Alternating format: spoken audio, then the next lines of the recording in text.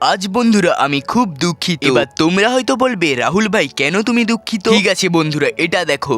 রাহুলের মা, তুমি কি জানো আমার কাছে যদি জেসিপি থাকতো তাহলে আমি ভালোভাবে উপার্জন করতে পারতাম। এই রোদে রোদে কাজ করে আমি আর পারছি না। কিন্তু দেখো জেসিপি কেনার পয়সা আমার কাছে এখন নেই, আর কোনোদিন কিনতে পারবো নাকি জানি না।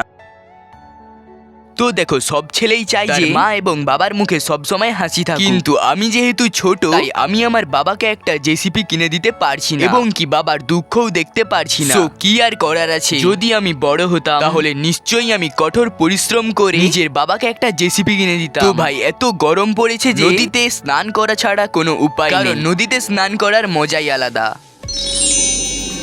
বৎস, তোর কি চাই বল? বাট তুমি কে? আমি হলাম জলপরি। এই নদীতে নেমে যারা যা চাই আমি তাকে দেই। তোর কি চাই বল? তো আমার কিছু লাগবে না, আমি শুধু আমার বাবার জন্য একটা জেসিবি চাই। ঠিক আছে, তা থাস ইয়ার সত্যি কি জলপরি? ওয়েট, এটা তো সত্যিকারের জেসিবি। ইয়ার তাহলে জলপরিটা সত্যিকারে লোকের মনের ইচ্ছা পূরণ করে। তো আমি সেখান থেকে ডোজারটাকে নিয়ে চলে এলাম বাড়ি, এবং এটাকে আমি আমার বাবাকে দেখাবো। তো বাই দ্য ওয়ে, তোমরা সাবস্ক্রাইব করো। তোমরা জাস্ট ভাবো বাবা কতটা খুশি হবে।